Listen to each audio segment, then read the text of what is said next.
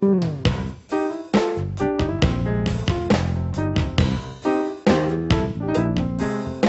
think it's the smallest cellular phone you can get that's on the market today. Dad. What? Turn it up, will you? They're showing our block. Oh, yeah, you're right. Wow. That is our block. It certainly is. We should be waving or something, you know? Doesn't look good on TV. We should move. Yeah, wait, let me hear what he's saying. Authorities are looking for the driver of a late-model four-door sedan that collided with and destroyed a U.S. mailbox at the corner of North Sanchez and Jerome. Eyewitnesses say the driver of the sedan was Caucasian, bald, and in his late 40s. Yeah, that could be almost anybody. It is a mailbox. I think they're overreacting a little bit. Well, I mean, it's a federal offense. Yeah. Ben, why are you writing down that number? Dad, will you pass the phone? Why is that, Ben? Well, I'm going to call them and report you. What do you mean?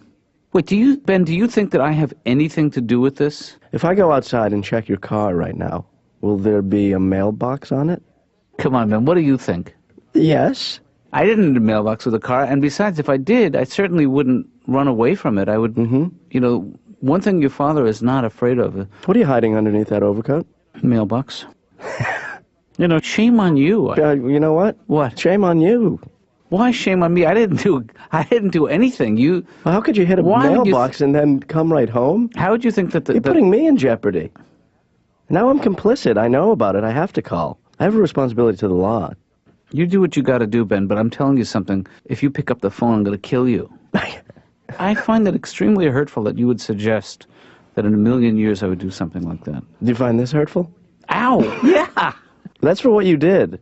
Dad, I mean, you should take responsibility for hitting it. Ben, At least you could do is compensate me. You know what I'm saying? Wink? Wink? You don't want me to call? You talking about some hush money? Well, I don't know what it's called. And I didn't hear you say that. How about instead of hush money, I just put a pillow over your head? How about Suffocate that? me? Yeah. I'd have fun. So what's going on with you, Jeff? You seem a little what? Take a look at me. What do you see? I'm a big guy. A big guy, but watch what I say. I'm a little girl. I'm a pretty little girl. Yeah. I just thought I'd come in and entertain you. That's always a good opening line, you know. Jeff, it's your time. What do you want to talk about? I was just in Florida visiting my family. I saw my grandparents. My grandma, she's seen me perform a few times. One time she yelled out in the middle of my show, and I was bombing, I'll admit that, but she yelled out, "You need a new act! This one's not good anymore. They don't like it!" And I told the audience, that's my grandma. Mm-hmm. Whenever I go to visit her with a friend of mine, because they have a beautiful pool where they live in Florida, and I'll bring a friend over, she'll introduce them as my boyfriend. And this is Jeffrey's boyfriend. And I'll say, "Grandma, don't say boyfriend. That implies that I'm in a relationship, you know, with this person." And so then she would introduce them as, "This is Jeffrey and his friend Warren. They're just friends." I find myself lately calling up sex party lines. Mm-hmm.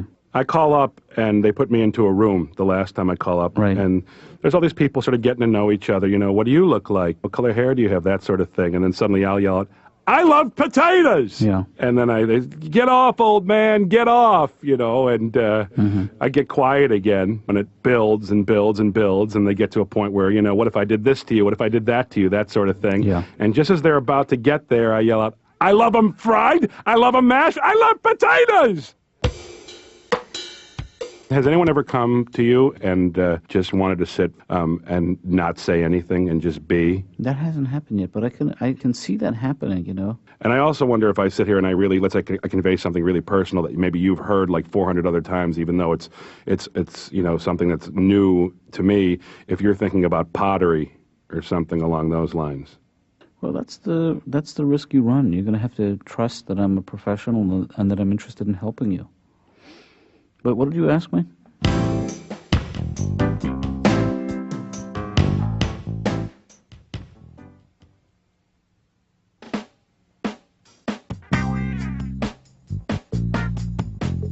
Note to myself.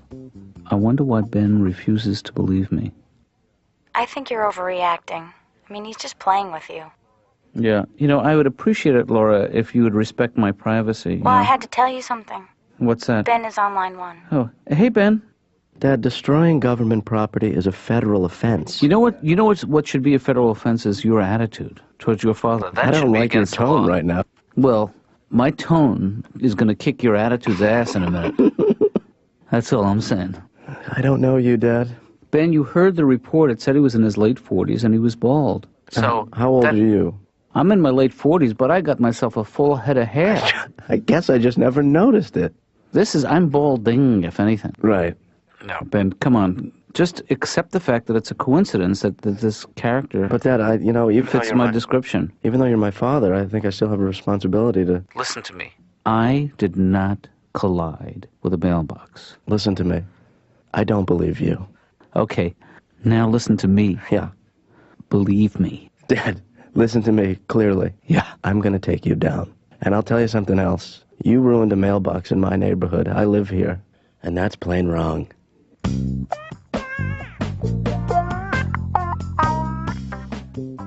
Tony V to see Dr. Katz, unless he's busy or, he's got something better to do, laundry, or I could leave. You want a sandwich? Oh, boy. Maybe I'd go get you some cheese or something. I could just go do... Just sit down.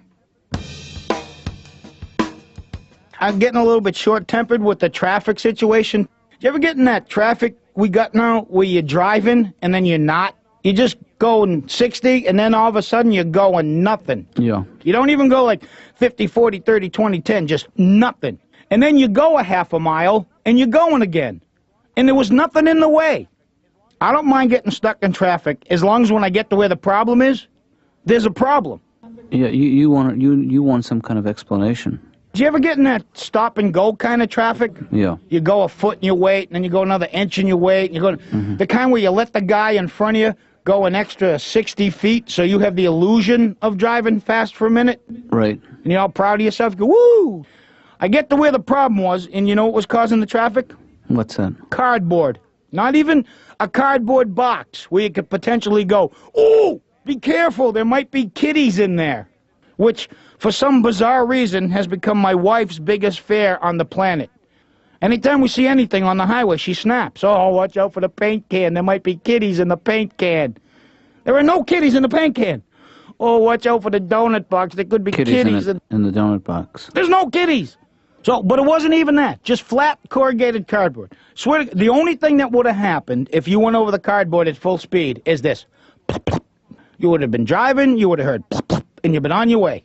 Dr. Katz's office. Listen close and listen hard. I'm only going to say this once. What?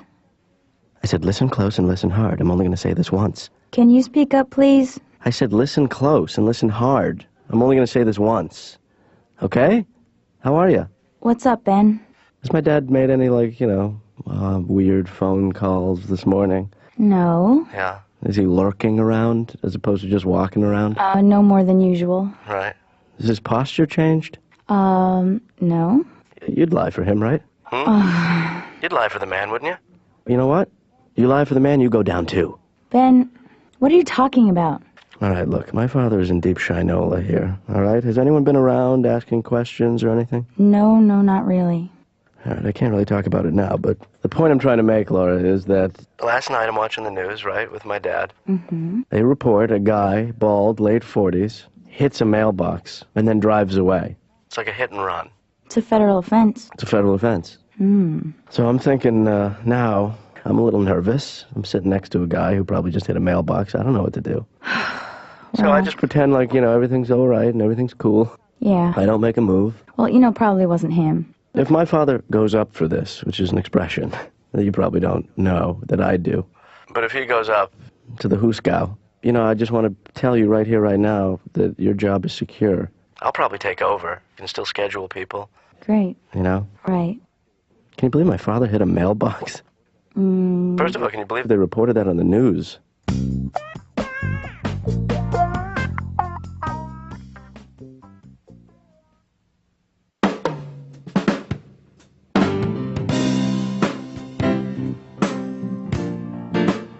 I make a lot of phony phone calls lately, but, not to strangers. I don't think that's very challenging, making them to strangers, Calling up somebody, and they answer the phone, hello? Hi, I'm old. And what can I do for you, sir? I've got a big, long beard, and I'm old. See, there's no challenge in that. See, for me, the challenge is calling up my friends. If I can fool my friends, then there's talent in that. Yeah. My favorite person to fool is my mother. I called up my mom recently, and she answered the phone. Hello? That's the way she answers, no matter what. You know, hello, it's 70 and sunny where I am. Hello? Yeah, listen, we got your soap for you. Excuse me? Yeah, you ordered some soap? I'm sorry, I didn't order any soap. I don't recall. Ma'am, please, no attitude. I'm a working man, no attitude. You've got a window of opportunity between noon and 3. Noon and 3, we will deliver your soap. I didn't order any soap. Ma'am! Well, what kind of soap is it? It's like butter. It's delicious. Delicious, smooth, and creamy. Well, it sounds wonderful, but I didn't order any... Noon and 3, that is your window of opportunity. Well, I'm not going to be home between noon and 3. Could you leave the door slightly ajar? Just leave it ajar and leave out a sandwich. Roast beef, preferably on white bread. No mustard or ketchup, just plain. That's the way I like it. I'm sorry. I did not order any soap. I'm positive. You know what is my mistake? I apologize. Your friend, Miss Shelley Lipnack, she ordered you your soap. Now, I know that Shelley Lipnack's a friend of my mother's, and I know my mother will be calling her. Yeah. You know, and I'll say, listen, why don't you call her up right now, get it straightened out, I'll call you back in 10 minutes. So she's calling up her friend. Did you buy me soap? Did you order soap for me? Or even better, her friend's not home. Mm-hmm. You know, because she's still confused with the answering machines. Right. They've got the delivery, and my window is between noon and 3, and I don't want to have an attitude, but they're hungry. They're so hungry. Call me. So I wait like 10 minutes, and she answers the phone. Hello? Yeah, I'm right outside your door with your soap. I'm right outside your door. Right outside my door? You must be on a cordless thing. There's no one there. That's because I'm hiding in a tree. I'm up in a tree. Come find me. It's a game we play. No tip needed. Just come out and find me in your soap. I'm up here in a tree. In a tree? What? Mom? Jeffrey. Oh, soap. Oh, God. I'm your mother. I'm not a guinea pig. Why would you do soap? Wait till your father's soap. Oh, God, why? You play these games with me. How's the baby? Hi, Dad. Ben? Nervous? No, I'm not, as a matter of fact. Really? I just called to tell you that you did it. Hey, are you confessing for me? Is this a new... You know what? I've thought about it this morning, and I'm going to back you up, you know? I mean, if you want me to lie for you, I will. I actually would appreciate it if you didn't lie for me, and if you'd stop lying to yourself. That lying is fun. Okay, look, lie for me, but there's nothing to lie about. I was in the bar until, I don't know, until a little bit before 11, I think. Right. Drove home, hit a mailbox, and came upstairs and watched the news with you. Yeah. Now, will you back off, please? Oh, you're talking like a criminal. You're all screwed up in the head now. You don't know what to do. You're scared. I understand. If I'm guilty of anything, it's guilty of watching the news with my son, you know. I just don't want to see you go to prison. I don't think you'd mind that much. I think what you would resent is having to come there and visit me. I'm just worried that if you go to prison, you're going to come back all, like, muscular. Yeah. Those guys are all in great shape, I'll tell you. You'll have all the, those prison tattoos, you know. Can I ask you a question? Yeah. When you get your first prison tattoo, can it be my name? You better believe it. Thank you. Benny Boy. Just put Ben on the wrist. You know, those things hurt. I think they play basketball and softball. I don't know if they play softball. I don't think that's the #1 prison sport. You know, all of a sudden it seems like camp. What, prison? Yeah. It's a lot of fun. Yeah. No, I'll tell you one thing, though, Ben. You know, prison is not all it's cracked up to be. You know? I've treated some ex-inmates, and they found it confining, I'll tell you. Yeah. But you know what? This game is getting a little tiresome for your dad. You ain't kidding, but I'm going to still play it. Are you in the mob?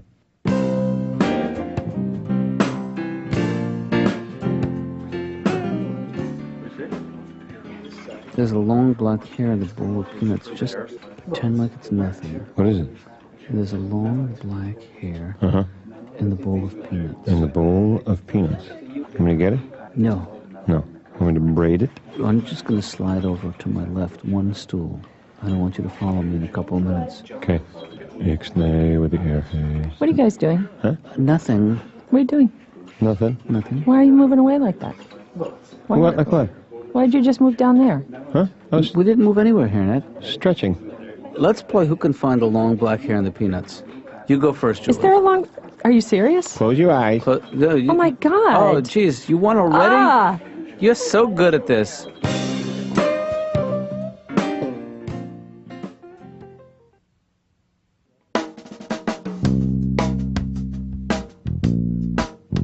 Well, Dad, apparently you're off the hook. Mm-hmm. I read in the paper that the man who hit the mailbox turned himself in and received the swift hand of the law. Right. You know, a fine for what he did. I'm taking this as an apology, because I know that's as good as it's going to get. Come on, I'm kind of just say the words, I'm sorry, Dad. No, not yet. Okay. Let's wait on that. Why is hitting a mailbox a federal offense? I mean, that's a little severe, isn't it? I mean, you know how many people go up the river every year because they hit a mailbox? Give me a hint. Just that guy. Yeah. I'm kind of disappointed, actually. We need some excitement in this family once in a while, and I figured, I mean, that was an exciting 24 hours. I thought my dad was a criminal. Yeah. I could have written one of those books. Yeah. A memoir of a father who walked on the dark side by Ben Katz. And then I'd be like, in parentheses, yeah, the guy who hit the mailbox. I'd like to read that. Yeah. I'm just saying it's not as exciting to live with a guy who doesn't do anything wrong. Hey, I never said I didn't do anything wrong. Have you ever broken the law? Broken the law many times in my life. In the 60s, you couldn't really call yourself a man and not break the law. Right. What did you do? Didn't call myself a man. No, I marched on Washington. Wow. I was in a lot of peace demonstrations. You know, where else were you going to meet women in 1965, you know? You know that famous prison riot? Attica. Yeah. Yeah. You know that whole thing was a misunderstanding? Really? That the prisoners were actually quite content with the facilities, and they were chanting, "Adequate! Adequate!" I kid you not. Well, the media distorts everything. Yeah. They blew the whole thing out of proportion. But who else owes who else an apology? And I'll give you a hint. Come on, Ben, just spit it out. All right. You know, I apologize for maybe jumping to conclusions. Thank you. Now, don't applaud that. No, I've been waiting for a long time. I know it's not easy for you to say those words. Well, you know, I didn't actually say them. Don't ruin a good thing, Ben. All right. I still think you hit the mailbox. She sounds like a loving wife. There's somebody for everybody, apparently. Yeah. She has me doing home projects all the time. I always got to go to those big warehouse, those big, like, Home Depot, and the kind where they'll give you anything. I love those places because you can go in and buy anything. You don't even have to know how to use it, what to call it. You could go into Home Depot and buy the side of a house. No one would question you. I need the side of a house. Left side or right side, sir? I don't have a clue. I suppose I should have taken measurements. Hey, Laura. Hi. Yeah. You know, I gotta be honest with you. This whole crime thing has got me all fired up, baby. I'm all juiced. You know what I say? What? You and me, and we go on a spree. Just get in a car. Yeah? We steal one, or we rent. And then we just go, baby. You know, like those two criminals, you know, the ones who travel together, Romeo and Juliet. Bonnie and Clyde? Oh, Bonnie and Clyde, right. Right. See, but we would do it, you know, without all the violence. No guns. Right. Maybe we could just make it a shopping spree. Yeah, that would be fun. We go to that place that sells cinnamon buns, you know, the ones with all the glaze on them. Right. I love those. You know what I'm talking about? Yes, I do. Yeah, I could eat like 8 of them. A little pricey, though. Okay, you know what? Yeah, but I'll tell you something about crime, Laura. There's got to be a good expression there somewhere. Crime. Doesn't pay? No, that's not good. Okay. Anyway, is Dada in? I was up in the woods. I was up in New Hampshire. Right. I was riding around on my mountain bike because I'm still on this health kick. Yeah.